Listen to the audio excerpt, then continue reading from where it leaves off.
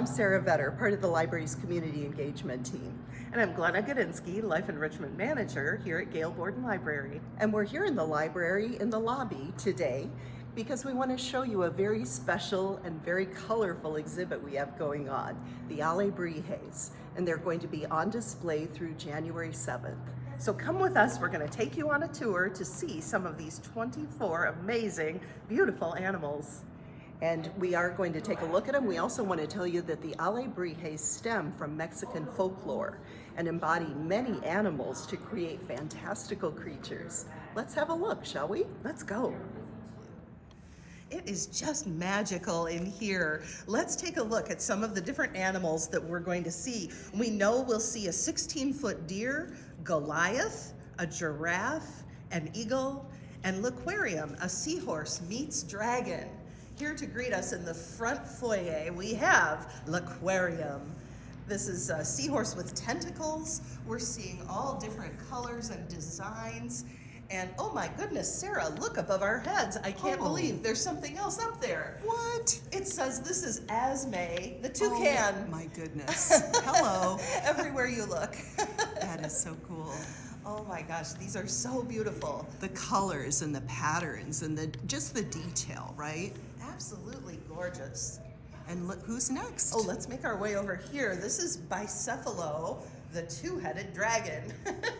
Oh, look at him. Looks like he's having a good time. Somersaulting, maybe. It sure looks like it. There's somersault. There's one head, and then there is the second head. Oh my goodness, look how these sculptures were put in to kind of go right along with the sculptures of the library. Right. Fits right under the stairs here in the front entryway. Mm-hmm. Very, very pretty. I know I've seen kids come in and they're just mesmerized when they look way up to see that second face of the Bicephalo. Continuing on. Over here we have Baron, the standing bird. And I should mention at this time who the artist was who created this. This is made by Alberto Moreno Fernandez, who was here actually at our library assembling these animals. And they also had some animals that were little hand-sized miniatures that were for sale for a short time. People from the public could come in and purchase some of the works done and meet the artist right here in person. I remember that. That was a very great addition to this exhibit. And look at this tail. Oh, peacock vibes all the way, right? Yes. Beautiful. The story behind the Alebrijes is that they are spirit animals that guide us through life's path. Love that. Love the story behind them. And they're so beautiful, Glenna. This is one of my favorite exhibits we've ever had here. I have to agree. It's Pepe! Oh my goodness, we've made our way into the kids' space area of the library, and here is the very happy hippo, Pepe. Look at him. I was thinking about how the artists must go about creating these works of art, and it looks to me a bit like paper mache to begin with. They've got to form the animal before they can even paint it, so I'm sure they're forming the animal in their mind before they're creating it in real space. He's a hungry hippo too, Glenna. Pepe's partner and good friend, Blue. So cute, oh my goodness. Blue, the raccoon, was made by artist Perla Miriam Salgado Zamorano. Look at the design on here and the detail that it took in order to create the texture of our little friend raccoon's fur. I hope nobody left their trash out today. Blue just might find it. Yep. And looking at the beautiful pen marks that it took, there's so many colors that make up what we see as a conglomerate of colors. We've got pinks and greens, oranges, purples, all in just that yellow vest. It's amazing. Beautiful. Well, Glenna, now we're in the back of Kids Space in our youth center of the library, and tell everybody what happened. Well, when Sarah and I got here, we were ready to tell you about this big, I guess I'd say rooster, and we started looking at the name and we said, oh no, how do we pronounce that? Well, not only did we learn how to pronounce it, we've got a helper here on my phone. Here's the word. Hueshola. Hueshola. Hueshola. We also learned that that word comes from an entirely different language than we were expecting. We thought this would be a word in Spanish, but we've learned that the language it comes from is called Nahuatl, Nahuatl. And that language is spoken in the center part of Mexico, and it's an entirely different language. So we're using technology to bring the exhibit to you, to our friends today, and we're also using it just in order to learn as we go here. Yes, we're learning too. And here's our next guy who has a much easier name to pronounce. We promised you we would take you to see the deer. Here's the deer, and this is Juki. Juki. And who's the artist for Juki? The artist who did Juki, again, is Perla Miriam Salgado Zamorano. I can't imagine how many hours went into the painting and decorating of Juki. Just magnificent work here.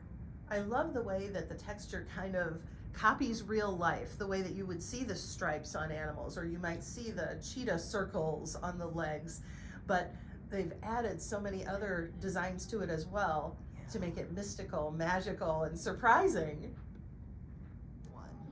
Now we're approaching our exhibits from another perspective, and we have a darling little bear over here that has an interesting story to go along with her too. Sarah and I were so surprised when we walked up to the bear, and what could the bear's name be but Gigi? And the reason we're so excited about this is because Gigi is the nickname that Sarah gave me when we started working together. My initials, of course, are G, Glenna Godinsky. And so I love my nickname, and now I have my own Alebrijes bear to represent.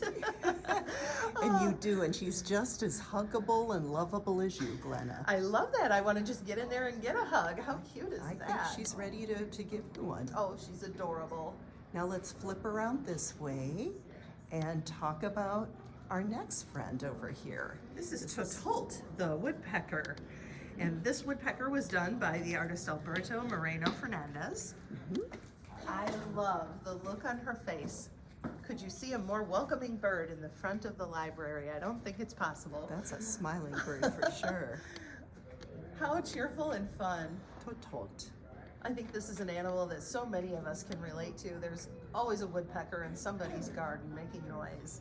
Absolutely.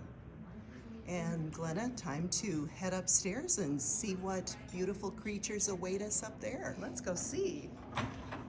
One. Hi everybody, we're now up on the library's second floor and we're taking a look at Toto. You know, when you go to an exhibit, it makes you have more questions than answers, and we're loving this. We're having so much fun researching and finding out why, how, when, where.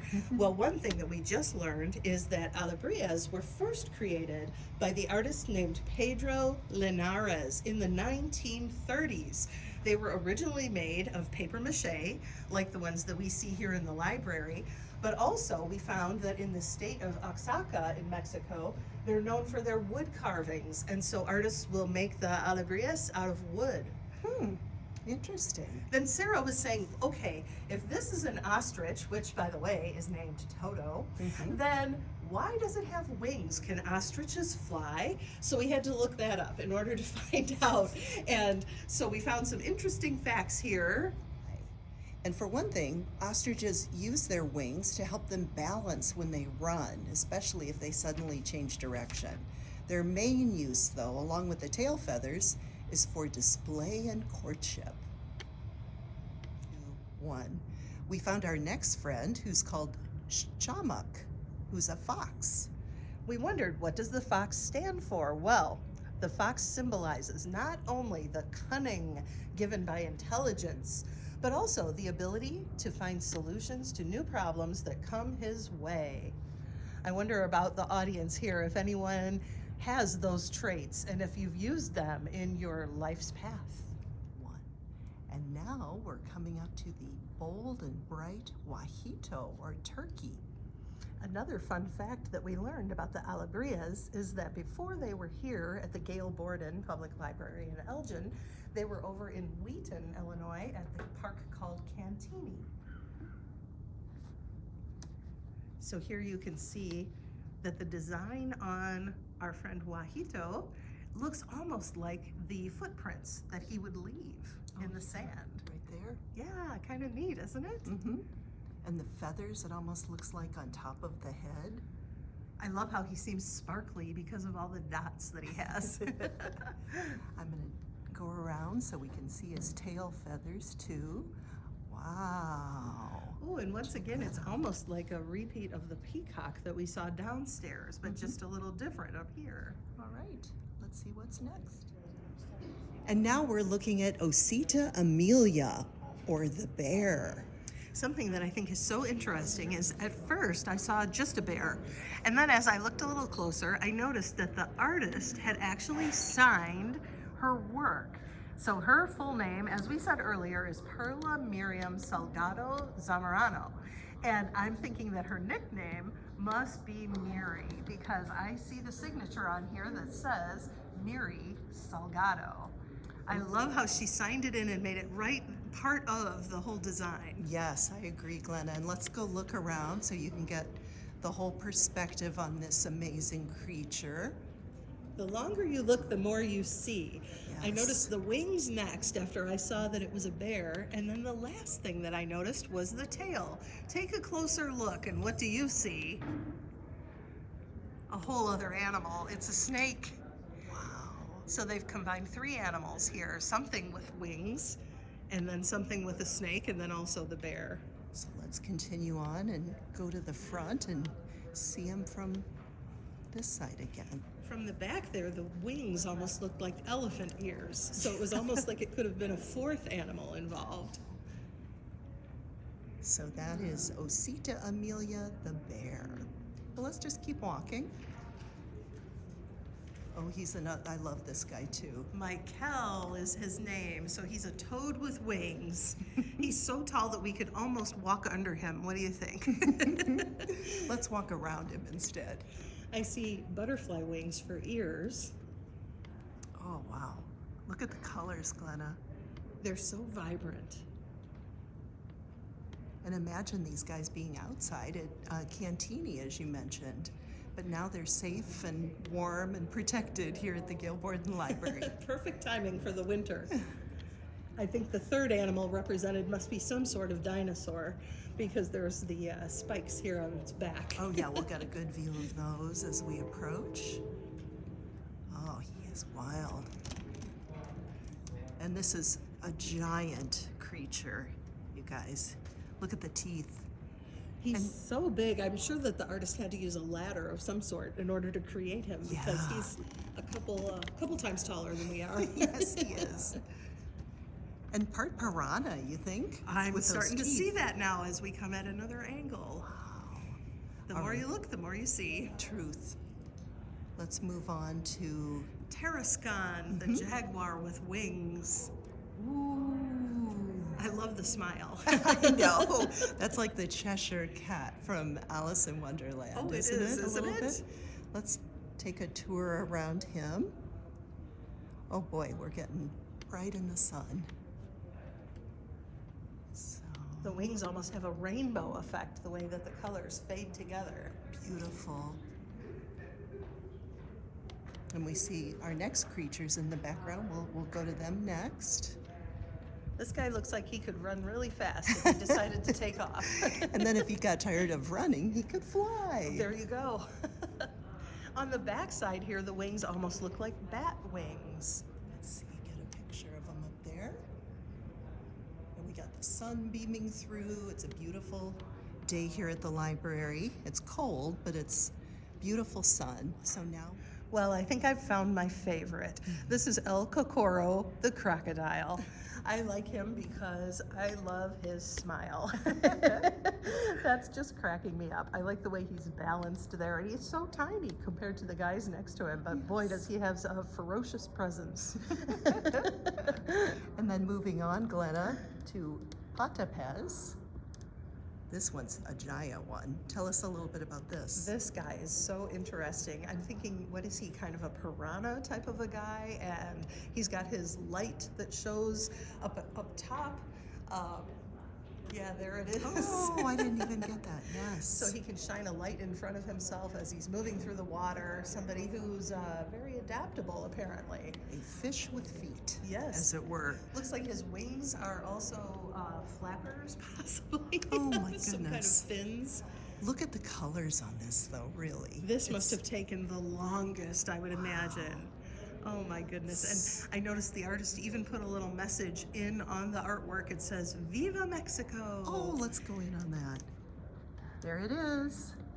What Viva a Mexico. celebration. And then how Signed it. interesting the way that he signed his work there right along the edge, too. This You is- don't notice it at first, but then you really can find it. This one's just stunning. Oh, I didn't even see these. Look, Glenna. I love that. Oh my gosh, the more you look, the more you see. One. The next stop on our tour is, The Tlahtacutli. and that's by artist Roberto Carlos Martinez Tichilo. What do we think of this guy? We are looking at a scorpion, and we had to go and ask the desk if they could help us pronounce the other name in the other language, and we have it now. So Tlahtacutli is the way that it's pronounced. Hopefully the accent was in the right place. But what do you think? Look at all the colors on this one and the legs. I would not be happy to find this in my bedroom in my shoe, as scorpions like to hide there. Let's take a look around and show all the legs on, and the pincher claws too. But again, the vibrant colors and patterns that are present in all of these.